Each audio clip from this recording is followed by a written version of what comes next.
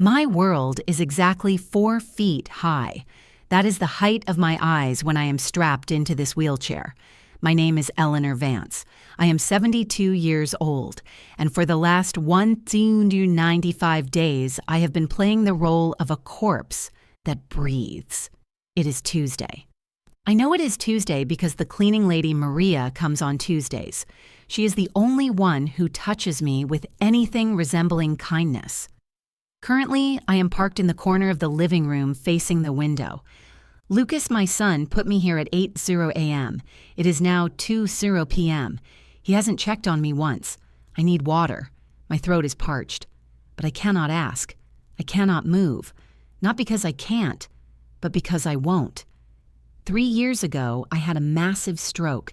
It left me locked in for a month. I couldn't move a finger. I couldn't speak. But then slowly sensation returned. First in my toes, then my fingers, then my voice. I was about to tell Lucas. I was about to say, "Look, honey." I moved my hand. But then I heard him on the phone in the hospital hallway. "Yeah, the doctor says she's a vegetable. It's perfect. No, she can't sign anything, but I can get power of attorney. We can finally sell that money pit of a house." Perfect. He called my paralysis perfect. That word froze the hope in my throat. It turned my love into a cold, hard stone. So I made a choice, the hardest choice of my life. I stayed frozen. I decided to watch, to listen, to see how far he would go. "Babe, look at this." It was Monica, Lucas's wife, my daughter-in-law.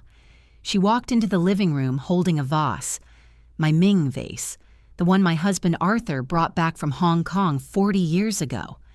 "I looked it up," she said, tapping on her phone. "It's worth $5,000. Can we sell it?"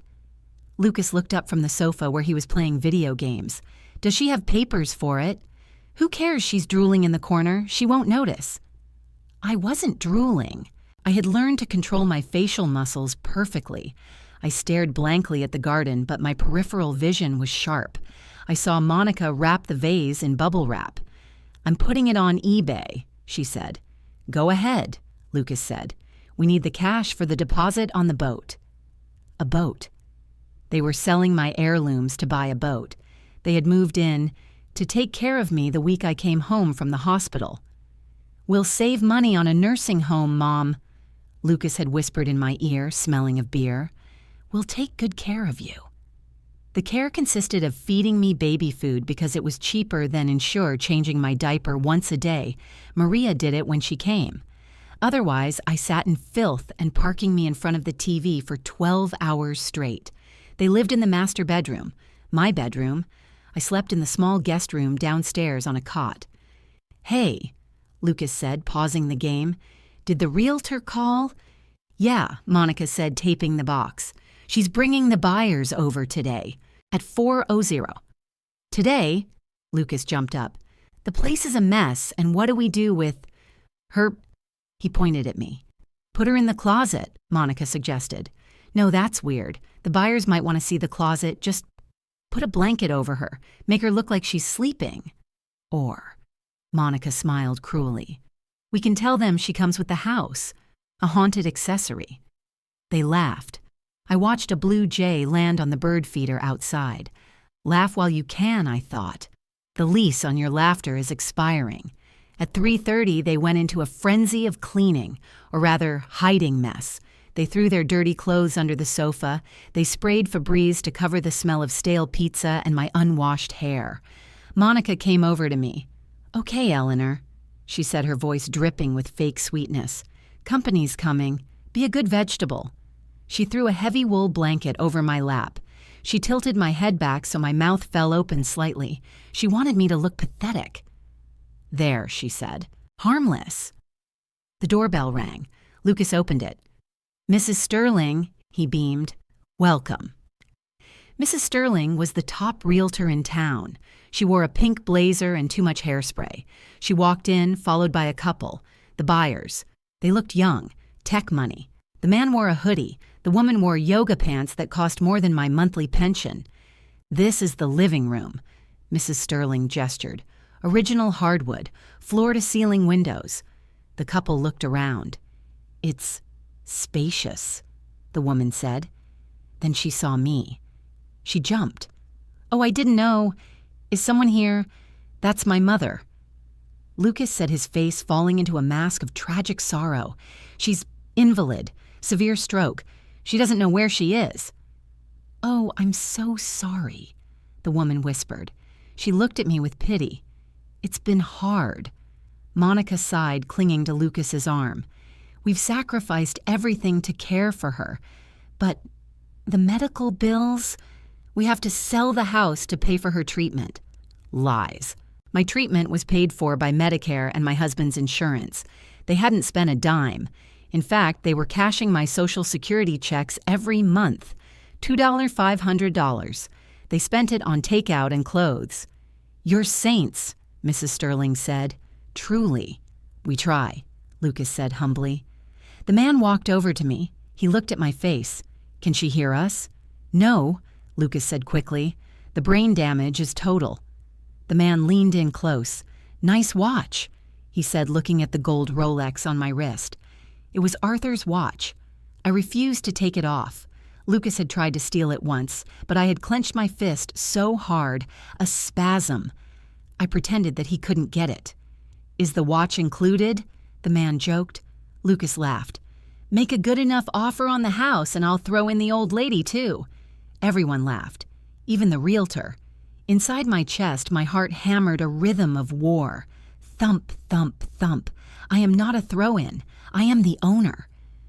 They moved to the kitchen. I strained my ears. My hearing had become acute in the silence of my life. "We love the lot," the man said. "We want to tear it down." "Tear it down?" Lucas asked. "Yeah, the house is dated. We want to build a modern glass cube, eco-friendly." "Tear it down," Lucas repeated. He didn't sound sad. He sounded calculating. "Well, the land is the value. What's your offer? $1.5 million cash, close in 10 days. I gasped. I couldn't help it. A small, sharp intake of air. $1.5 million. Arthur and I bought this land for 50,000 in 1970. We built this house brick by brick. Arthur laid the foundation. I painted the walls, and they were going to bulldoze it for a glass cube. "Did you hear that?" the woman asked, looking back at the living room. "Just a reflex," Monica said loudly. "She makes noises sometimes." "Gas." 1.5 is low, Lucas said. "We listed at 1.8. "It's a teardown," the man said. "And you need to move her. That costs money." "Fine," Lucas said. 1.6, and we close in a week. Deal. They shook hands. They were selling my life, my memories, my sanctuary, and they were doing it for cash they would blow in a year. "We'll send the contract over tonight," Mrs. Sterling said. "Do you have power of attorney?" "Yes," Lucas said. "Signed and notarized." It was a forgery. I remembered the day. He had brought a notary friend, a shady man named Carl. He had placed a pen in my limp hand and moved it across the paper while I stared at the ceiling, pretending to be gone. Carl had stamped it. "Looks legal to me." It was the day I decided to destroy him. That night, they ordered champagne. They sat on the floor of the living room right in front of me, drinking out of my crystal flutes. "We're rich," Monica squealed. $1.6 million. That's $800,000 after the mortgage is paid. The mortgage was paid off 10 years ago. Lucas hadn't told her. He was planning to keep the difference. "Yeah," Lucas said nervously.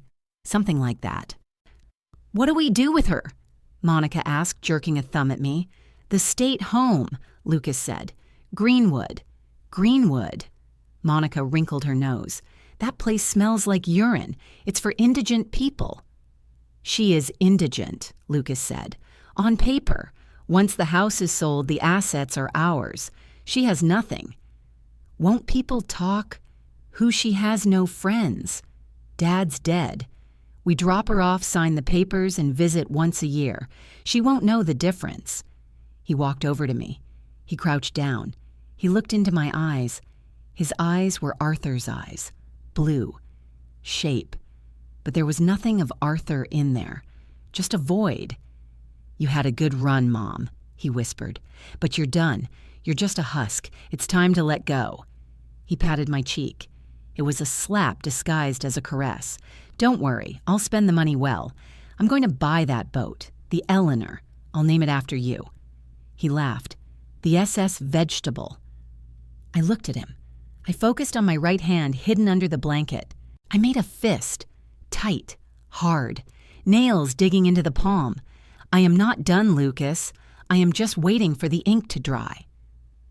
The next day, Wednesday, Lucas and Monica went out to look at boats.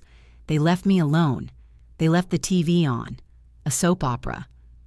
I waited until I heard the car drive away. Then I moved. It was painful.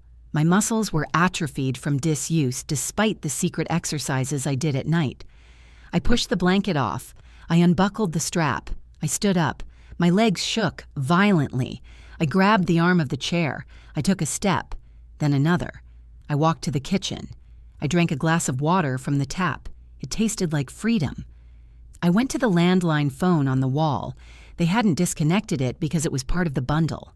I dialed a number I had memorized 3 years ago, 555-0199. Mr. Henderson, my lawyer, Arthur's lawyer. He thought I was incompetent. Lucas had sent him the medical reports. Law Office of Samuel Henderson. A receptionist answered. "I need to speak to Samuel," I said. My voice was raspy, unused. "This is Eleanor Vance, Mrs. Vance." The receptionist sounded shocked. We were told you were nonverbal." "I'm getting better," I rasped. "Put him on." Samuel came on the line. "Eleanor, is that you?" "It's me, Sam." "My God," Lucas said. "He said you were gone, mentally." "Lucas lies," I said. "He sent me a contract," Samuel said. "For the house. He's selling it." "I know, 1.6 million. He's using a power of attorney." "It's forged," I said. "Eleanor, if this is true, this is fraud. This is abuse." "I know." "What do you want me to do? Should I file an injunction? Stop the sale?" "No," I said. "No, let it proceed," I said. "But Eleanor." "I want them to sign," I said. "I want them to think they have the money. I want them to spend it in their heads. I want them to stand at that closing table and sign the deed. And then, I said, looking at my reflection in the oven door, a gray-haired woman with fire in her eyes, "I'm going to walk in. You're going to walk in. Yes, I need you to be there, Sam, at the closing. Bring the original deed. Bring the medical reports from my real doctor, the one I saw secretly last month. I'd sneaked out once when Maria helped me. That's a story for later. Bring the police," I added. "The police, yes, because when I stand up, my son is going to fall." I heard a car in the driveway. "They're back," I said. "I have to go back to being a vegetable. Eleanor, be careful." "I've been careful for 3 years, Sam. Now, I'm going to be dangerous." I hung up. I wiped my fingerprints off the phone. I walked back to the chair. I sat down. I buckled the strap. I pulled the blanket up. I let my mouth fall open. The door opened. "We're back," Monica shouted. "We bought champagne." I stared at the window. 5 days, I thought. 5 days until the closing. Enjoy the champagne, children. It's the last drink you'll ever taste on my dime. 5 days. That was all that remained of my life in this house. 5 days to pack 40 years of memories. Except they weren't packing. They were purging. Thursday morning. I sat in my wheelchair in the hallway. Lucas had parked me there so I wouldn't be in the way. I watched them go into the attic. They brought down boxes. My boxes. "What's in this one?" Monica asked, sneezing from the dust. "Dad's old records," Lucas said. "Jazz, blues, some rare vinyls." "Trash," Monica declared. "Who listens to vinyl? Put it in the dumpster pile."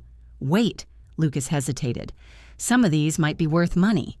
"We don't have time to list them, Lucas. The buyers want the house empty by Monday. Trash it." I watched Lucas carry the box of records Arthur's prized collection, the soundtrack of our marriage, out the front door. I heard the crash as he threw it into the rented dumpster in the driveway. Crash. That was the sound of our first dance. Crash. That was the sound of Sunday mornings with coffee. Then came the clothes, my coats, my dresses, even the quilt my mother made me. "This smells like mothballs," Monica said, holding the quilt with 2 fingers. "You, burn it." "It's handmade," Lucas said. "It's hideous," she corrected. "Toss it." I sat there silent, frozen. A tear leaked out of my left eye. Just one. Monica saw it. She stopped. She walked over to me. "Ah," she said, wiping the tear with her thumb. Her nail dug into my skin. "Is the vegetable sad?" She leaned close to my ear. "Don't worry, Eleanor. Where you're going, you won't need quilts. The state provides sheets, rough ones." She laughed and walked away. I didn't blink. I didn't flinch. But inside, I was screaming, "Burn it, Monica. Burn it all. Because you are fuel for the fire I am about to light." Friday, 3 days to closing. Lucas went to the bank to finalize the wire instructions. He was giddy. He was already spending the money in his head. Monica stayed home. She was supervising the movers, which meant sitting on the sofa drinking wine while 2 teenagers hauled furniture. At 2:00 p.m., the movers took a lunch break. The house was quiet. I was in the living room. Monica thought I was asleep. My eyes were closed, my breathing shallow. She was pacing the room. Her phone rang. She answered it. Her voice changed instantly. It wasn't the shrill, demanding voice she used with Lucas. It was soft, seductive. "Hey, baby," she whispered. I opened my eyes a sliver. She was standing by the window looking out.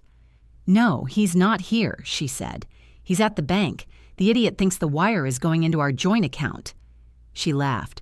"Don't worry, I swapped the routing numbers last night while he was in the shower. The money, his share, my share, all of it is going to the Cayman account." My heart stopped. She wasn't just spending the money, she was stealing it. "Yes," she continued, $1.6 million. Once it clears on Monday, I'm on the plane. Did you book the villa?" Pause. "Good. I can't wait to see you, Gary. God, I'm so sick of him. He's so pathetic. He actually thinks I love him. He thinks we're buying a boat." She snorted. "The only boat I'm getting on is the one taking us to Saint Tropez." She turned. She looked at me. I shut my eyes tight. "Hold on," she said. "The vegetable is stirring." She walked over to me. I felt her breath on my face. She waved a hand in front of my eyes. I didn't move. "She's out," Monica said into the phone. "Brain dead. Honestly, it's creepy.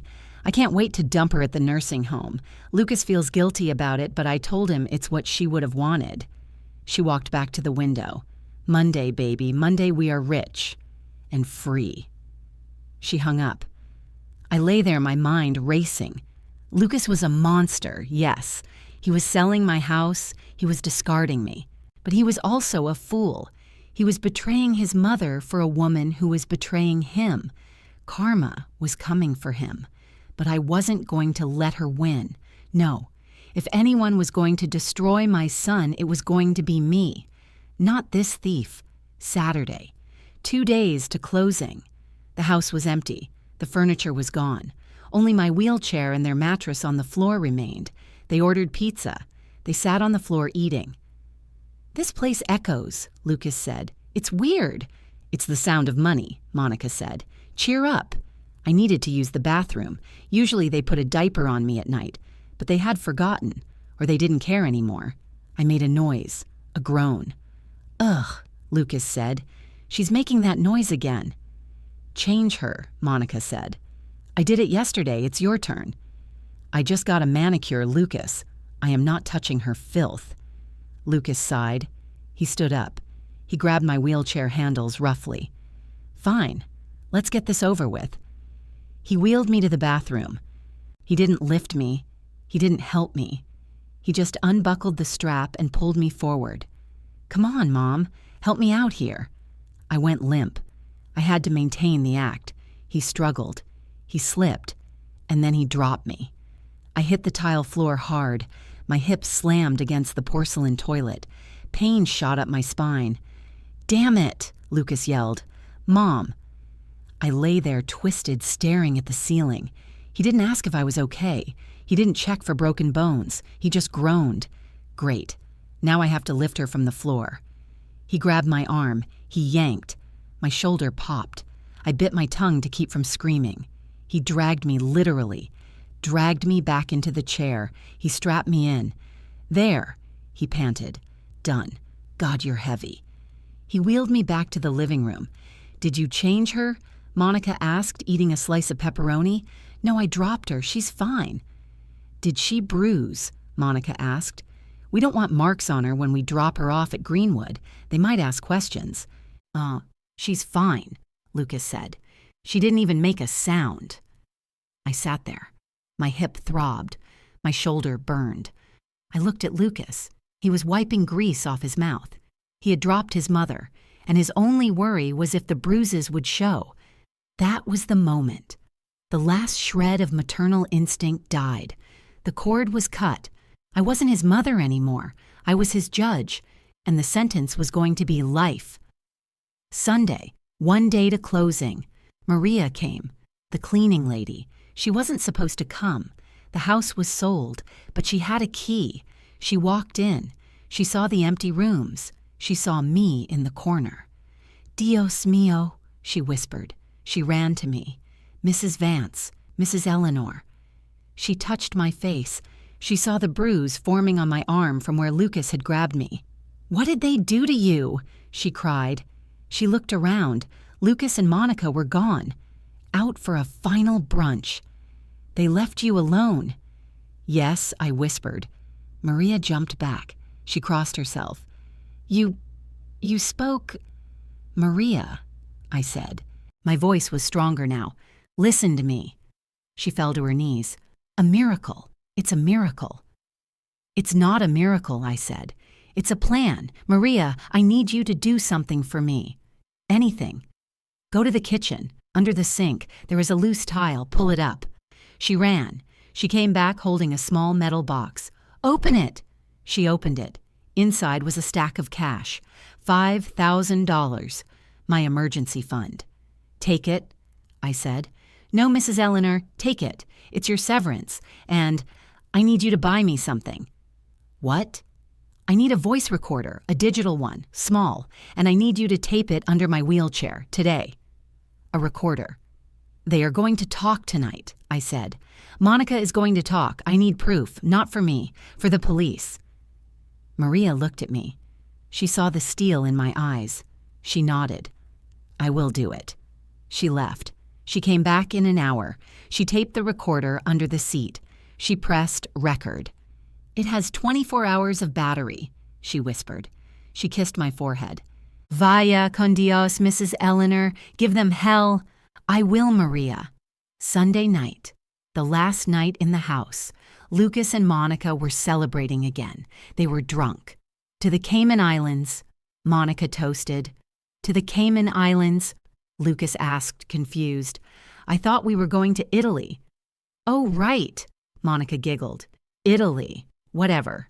To being rich." They blasted music. They danced. They danced on the spot where my husband proposed to me. I sat in my chair. The recorder hummed silently beneath me. I caught every word. "Monica. He's such an idiot. He thinks he's the smart one." Whispered to herself in the kitchen. "Lucas, finally free of the old hag. Tomorrow she's gone." And then the kicker. Monica on the phone in the hallway, she thought Lucas was passed out. "Gary, the flight is booked. 5:00 p.m. tomorrow. Meet me at the terminal. Bring the passports. Yes, I have the transfer codes. He won't know what hit him." I smiled internally. Gotcha. I had the confession. I had the fraud. And tomorrow I would have the stage. Monday morning. The day. They woke me up at 6:00 a.m. "Up and at 'em, vegetable," Monica said, pulling off my blanket. They dressed me in a cheap tracksuit. "Comfortable for the nursing home," Lucas said. They wheeled me out to the car. "We're going to the closing first," Lucas said. "Then we drop her off." "Why bring her to the closing?" Monica complained. "The lawyer insisted," Lucas said. "Mr. Henderson, he said he needs to visually verify her condition before he releases the deed." Old school nonsense. They loaded me into the van. I sat in the back. I looked at the house as we drove away. The windows were bare. The garden was overgrown. It looked sad, but I wasn't sad. I touched the pocket of my tracksuit. Maria had slipped something else in there for me. My lipstick, red, and my husband's wedding ring. We drove to the title company. Lucas was sweating. "This is it, babe. 1.6 million. Monica was texting Gary. "Almost there." I sat silently.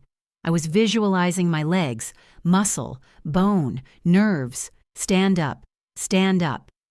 I had practiced in the dark for months. Today I would perform. We pulled into the parking lot.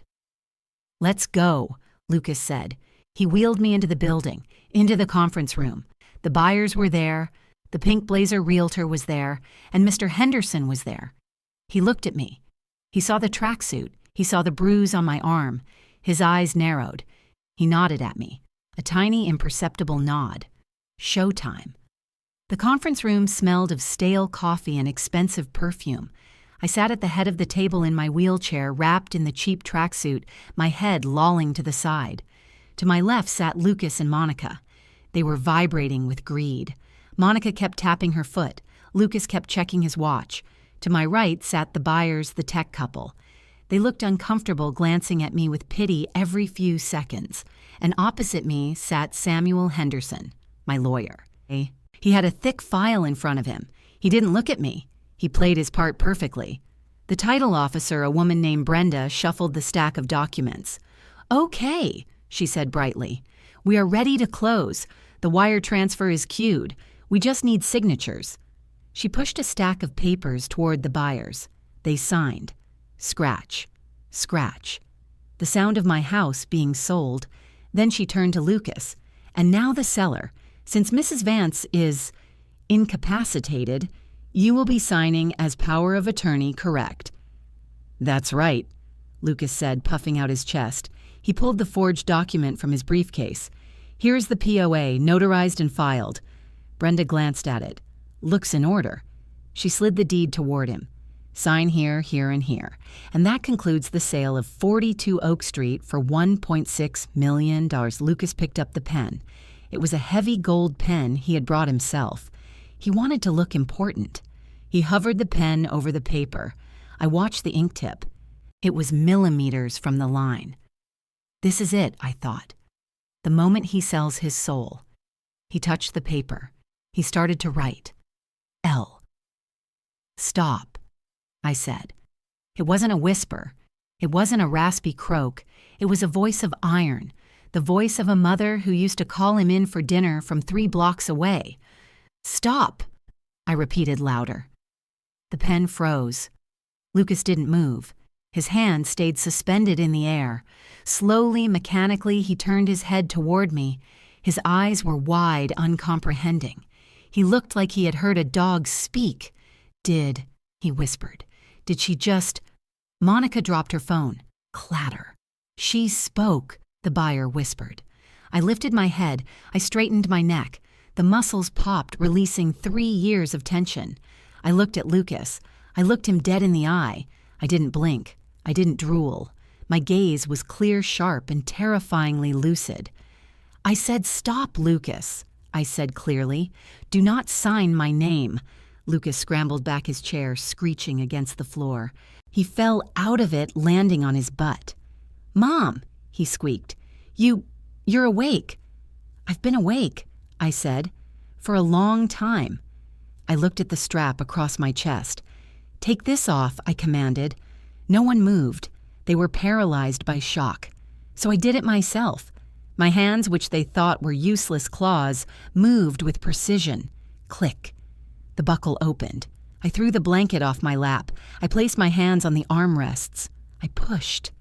"No," Monica whispered, backing into the wall. No, she's paralyzed. The doctor said—" "The doctor was wrong," I said, rising. I stood up. I stood to my full height, 5'7". I was wearing a tracksuit, but in that moment I felt like I was wearing a judge's robe. I took a step toward the table. I picked up the deed. I looked at it. Then I looked at Lucas, who was still on the floor, gaping at me like a fish. "You were going to sell my house," I said. For a boat. Lucas stammered. Mom, it's a miracle you're healed. Miracle you're... He tried to stand up. He tried to smile. He tried to pivot to the happy son narrative. Oh my God, Monica, look, she's healed. This is the best day of my life. He reached out to hug me. I slapped him. It wasn't a light slap. It was a full-force, open-palm strike that echoed like a gunshot in the silent room. His head snapped back. A red handprint bloomed on his cheek. Don't you dare, I hissed. Don't you dare pretend to be happy. I heard you. Mom, I heard you calling me a vegetable, I said, stepping closer. I heard you laughing about the nursing home. I heard you say you wished I would die so you could get the money faster. I turned to Monica. And you, I said, I heard you call my quilt hideous. I heard you tell the movers to trash my husband's records. Monica was shaking. I didn't mean... And I heard your phone call, I said softly. Monica went white. The one to Gary, I said. About the Cayman account. Lucas looked at Monica. Gary who is Gary? Ask her, I said. Ask her about the one-way ticket to St. Tropez she bought for tonight. Ask her about the wire transfer she set up to steal your share. Lucas stared at his wife. Monica, what is she talking about? She's crazy. Monica screamed, pointing at me. She's having a stroke. She's hallucinating. Am I? I looked at Samuel Henderson. Mr. Henderson, I said, play the tape. Samuel stood up. He opened his laptop. He connected it to the conference room speakers. He pressed play. Monica's voice filled the room, clear, undeniable. The idiot thinks the wire is going into our joint account. The money is going to the Cayman account. I'm leaving him. He's so pathetic. The recording stopped. Lucas looked at Monica. The betrayal broke through his shock. You were going to steal it. Lucas, baby, no. Monica cried. It's a deep fake. She made it up. And the fall, I asked. Was that a deep fake? I nodded to Samuel. He played the next clip. The sound of me falling in the bathroom, the crunch of my hip hitting the floor. Lucas's voice, great, now I have to lift her.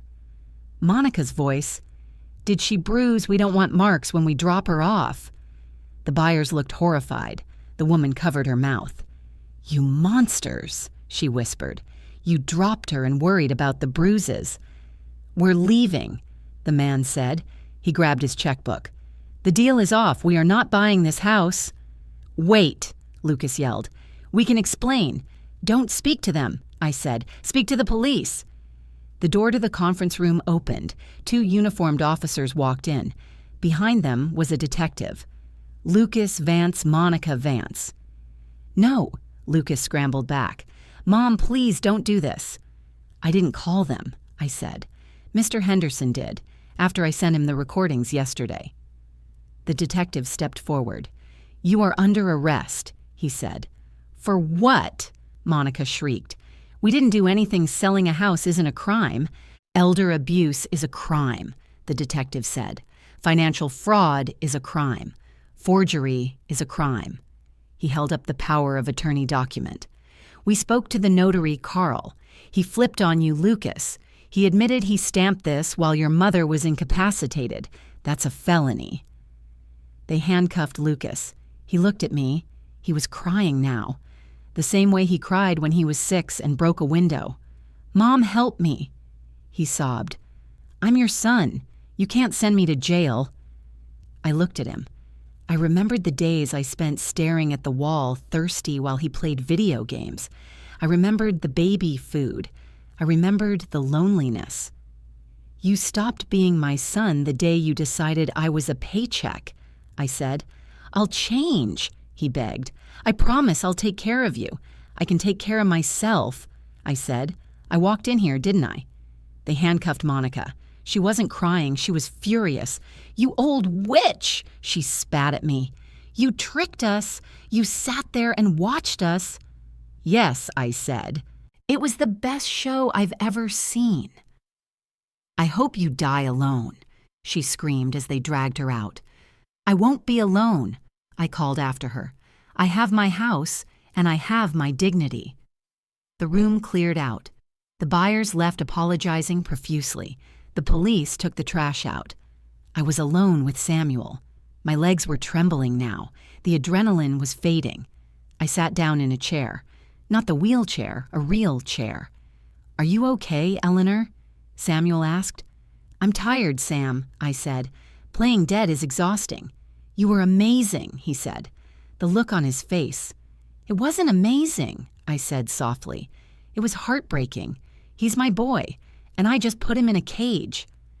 "He put himself there," Samuel said. "You just locked the door." I nodded. "The house?" I asked. "It's yours," Samuel said. "The sale is void. The deed is safe." "Good," I said. "I have a lot of cleaning to do." "Do you want me to hire a crew?" "No," I said. "I want to do it myself. I need to scrub their smell out of my walls." I stood up. I walked over to the wheelchair. It sat in the corner, empty, a symbol of my imprisonment. "Sam." "Yes. Do me a favor. Throw that in the dumpster." Samuel smiled. "With pleasure." I walked out of the title company. I didn't have a car. They had driven me here. I walked to the sidewalk. I hailed a taxi. The driver looked at me, an old woman in a tracksuit. "Where to, ma'am?" 42 Oak Street, I said. "Home." I rolled down the window. The air hit my face. I was 72 years old. I was alone. My family was gone. But as I watched the city pass by, I realized something. I wasn't a vegetable. I wasn't a burden. I was a survivor.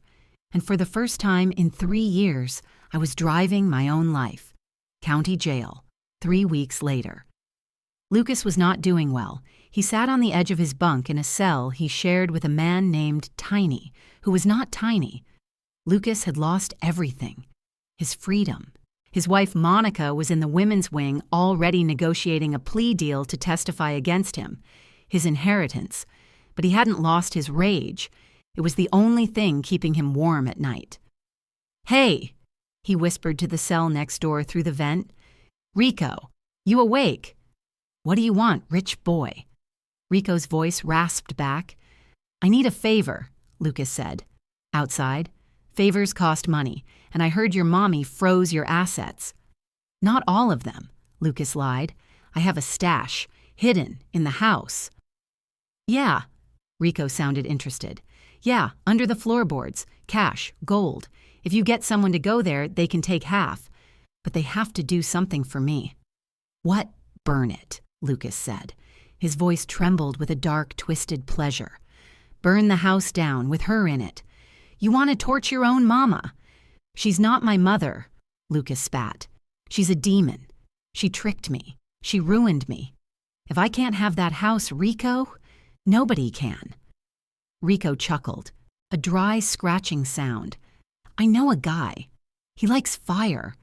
But if there's no gold—" "There is," Lucas promised. "Just do it." He didn't have gold. He was lying to a hardened criminal to put a hit on his mother. He was digging his grave deeper. But he was too blind with hate to see the shovel. Back at 42 Oak Street. I was scrubbing the walls, literally scrubbing them with bleach. I wanted to erase every trace of Monica's perfume, every fingerprint of Lucas's greed. I was walking again. My legs were getting stronger every day. I walked to the mailbox. I walked to the garden.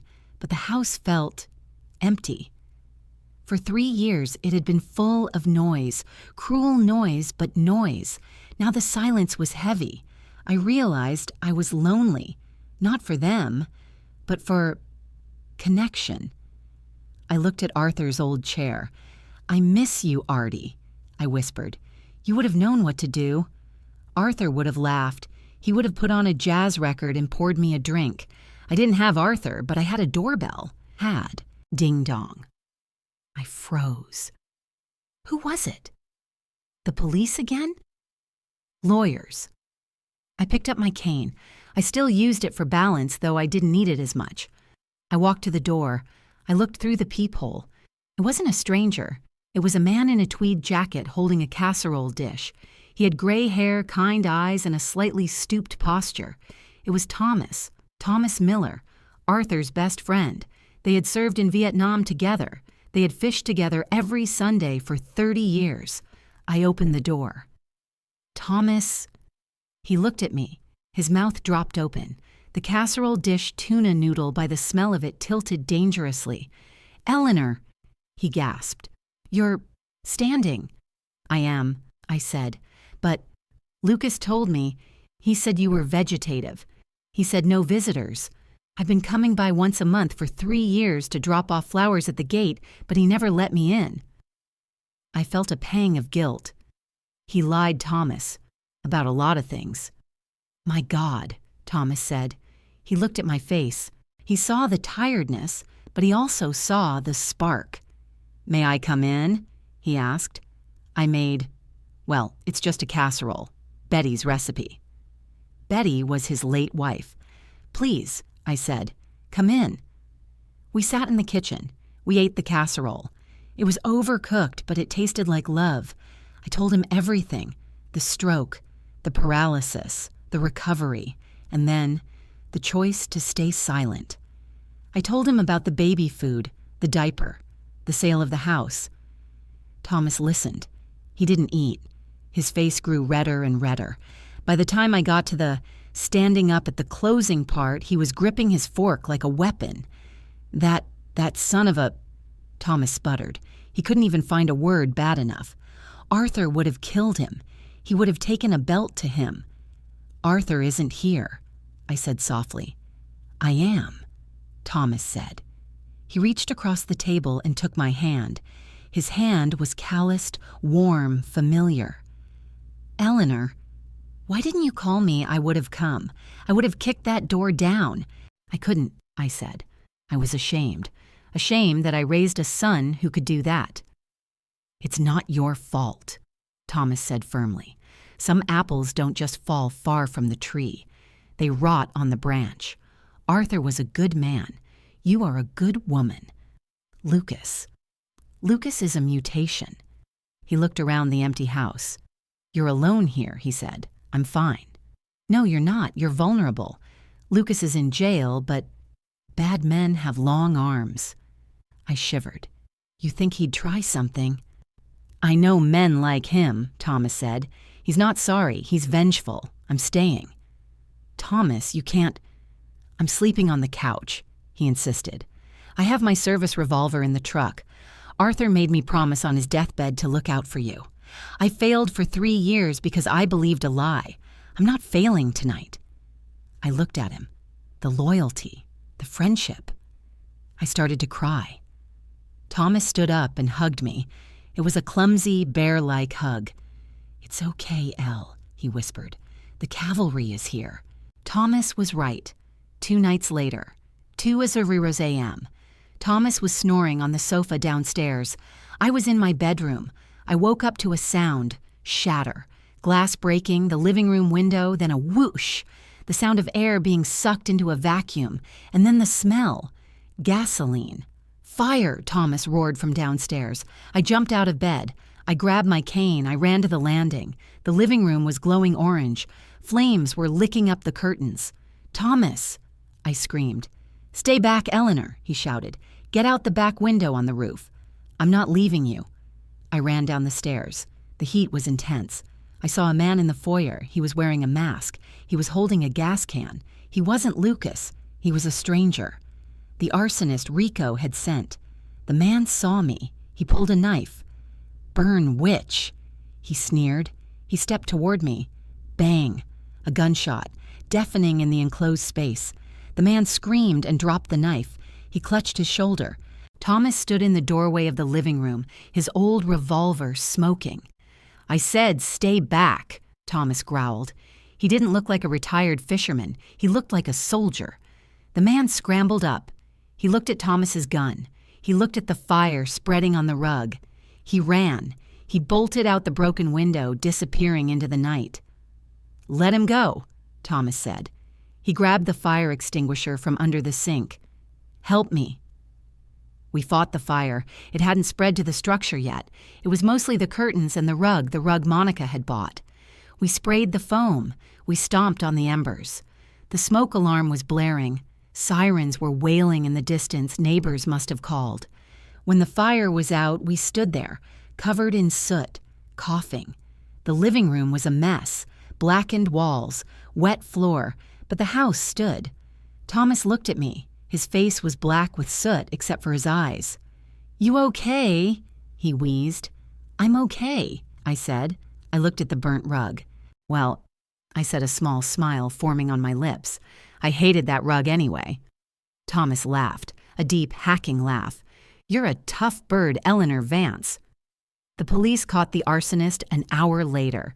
He was at the ER getting his shoulder treated. He flipped immediately. Rico sent me from the jail Lucas Vance paid him. The police connected the dots. They checked the jail logs. They found the communication. The next day, the district attorney called Samuel Henderson. "It's over," Henderson told me on the phone. "They have Lucas on solicitation of capital murder, hiring a hitman, and arson." "What does that mean?" I asked. "It means he's not getting out in 15 years, Henderson said. "He's looking at life without parole, and he's being moved to a supermax facility. No contact with the outside world, no phone calls, no letters. He is gone, Eleanor." I hung up the phone. I sat on the porch with Thomas. We were drinking iced tea. "He's gone," I said. "For good this time." "Nah, good," Thomas said. "He was a bad seed." I looked at the garden. The roses were blackened by the smoke, but the roots were alive. They would grow back. "What now?" Thomas asked. "Now," I said, "I have a house to fix again." "You'll need help," Thomas said. "Carpentry, painting. I'm handy." "Are you offering?" "I'm bored." He shrugged. "Fishing is lonely." I looked at him. I saw the man who had saved my life. I saw the friend who had stood by Arthur. "I could use a handyman," I said, "but I can't pay you."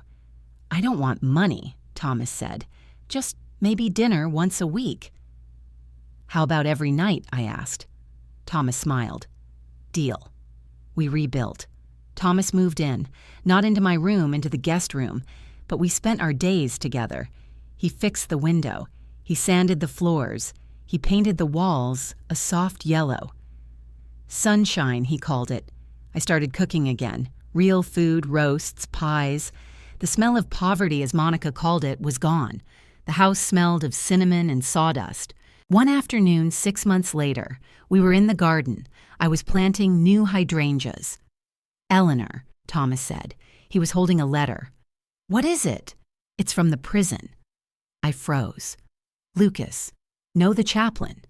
I took the letter. "Dear Mrs. Vance, I am writing to inform you that your son, Lucas Vance, requested a meeting with me. He has been in isolation for 4 months. He is broken. He asked me to tell you something.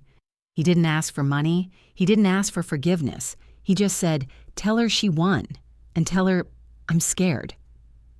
I lowered the letter. I'm scared. The little boy who used to run to my bed during thunderstorms, he was still in there, buried under layers of greed and hate. "Do you want a reply?" Thomas asked. I looked at the sky. I thought about the fire. I thought about the wheelchair. "No," I said. "No." "He made his bed," I said. "Now he has to sleep in it. But, I will pray for him," I said. "From here, that is all I can do." I took Thomas's hand. "Come on," I said. "The tomatoes need watering." We walked into the garden. The house stood behind us, strong, repaired, filled with light. It wasn't a monument to the past anymore. It was a home for the future. 3 years later. The garden at 42 Oak Street was no longer overgrown. It was a riot of color roses, hydrangeas, and snapdragons. It was a sunny Saturday in June. I stood under the old oak tree. I wasn't wearing a tracksuit. I wasn't wearing a hospital gown. I was wearing a silk dress the color of champagne. Thomas stood next to me. He wore a new suit. I made him buy it. He looked handsome. "Do you, Eleanor Vance, take this man?" the minister asked. "I do," I said. My voice was clear and strong. "I do," Thomas said, squeezing my hand. "We didn't invite hundreds of people, Just Samuel Henderson, my lawyer Maria, who was now my housekeeper and friend, and a few neighbors who had welcomed me back from the dead. We were 80 years old. Some people said it was foolish to marry at 80. I told them, when you've spent 3 years playing dead, you realize that every single day you are alive is a lifetime. I'm not wasting a minute. We danced on the patio. I looked at my legs. They moved. They danced. I thought about the wheelchair. I had burned it in the bonfire last year. I was free. But I didn't just want to be happy. I wanted to be useful. The money from the lawsuit against the notary Carl and the settlement from the bank for facilitating the fraud was substantial. Plus, my investments had grown. I sat with Samuel in my study. I want to start a foundation, I said. For what? For people like me, I said. The invisible elderly, the ones whose children are waiting for them to die. We created the Vance Initiative for Elder Protection. It wasn't just a charity. It was a watchdog. We funded hidden cameras for seniors who suspected abuse. We provided free legal counsel for widows being pressured to sign over their assets. We created a network of check-in angels volunteers who visited isolated seniors just to make sure they were okay. One afternoon, a woman came to my office. She was frail, shaking. "My daughter," she whispered. "She says I'm confused. She took my checkbook." I took her hand. "You are not confused," I told her. "You are being gaslighted, and we are going to stop it." I helped her. We got her money back. We got a restraining order. When she walked out, she stood taller. I saw myself in her, and I knew that my 3 years of silence hadn't been wasted. They were training. 5 years passed. I was 85. Thomas was 87. We were slower, but we were happy. Then a letter came from the state penitentiary, Supermax unit, inmate Lucas Vance. I hadn't heard from him in 5 years. I sat on the porch. Thomas sat beside me. "Do you want me to open it?" Thomas asked. "No," I said. "I'll do it." I opened the envelope. The handwriting was jagged, desperate. "Mom, I'm sick. The doctor says it's my kidneys. It's bad. I'm alone in here. Monica never wrote. My friends never wrote. I have a lot of time to think. I think about the day I dropped you in the bathroom. I think about the sound you made. I'm sorry. I know it's too late. I know you hate me. But I'm scared to die in here. Please.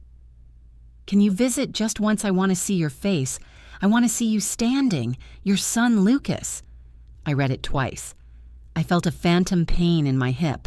I felt the ghost of the wheelchair strap across my chest. "He's dying," I said to Thomas. "Do you want to go?" I looked at the garden. I looked at the life I had built. "He wants to see me standing," I said. "Yes. He wants absolution," I said. "He wants me to come there and tell him it's okay, that he's forgiven." "Is he?" Thomas asked. I thought about it. Did I forgive him? I forgave the little boy who scraped his knee. But the man who hired an arsonist to burn me alive, no, I said. I don't. I went inside. I took a piece of stationery. I wrote, "Lucas, I am sorry you are sick. I would not wish pain on anyone, but I cannot visit. The mother you are looking for died in that wheelchair. The woman who survived is busy living. I hope you find peace, but you will have to find it without me. Eleanor." I mailed it. I didn't feel guilty. I felt light. I had finally put down the burden of being his mother. Lucas died 2 months later. The prison chaplain called. "He went quietly," the chaplain said.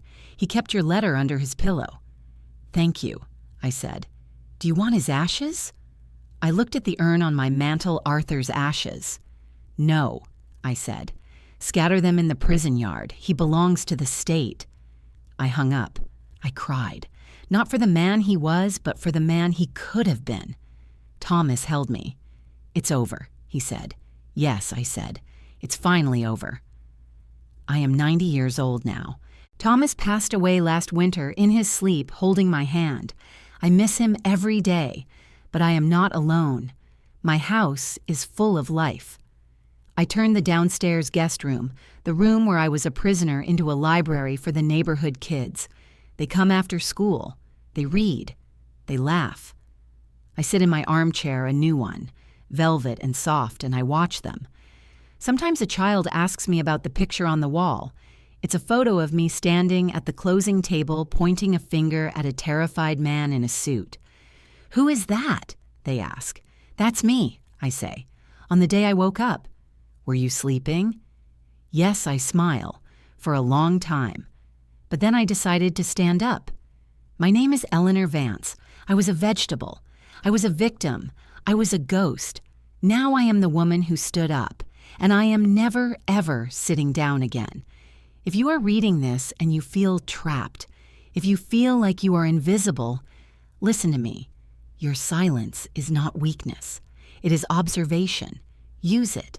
Watch them. Learn them. And when the time is right, stand up. Because the view from your own 2 feet is the most beautiful thing in the world.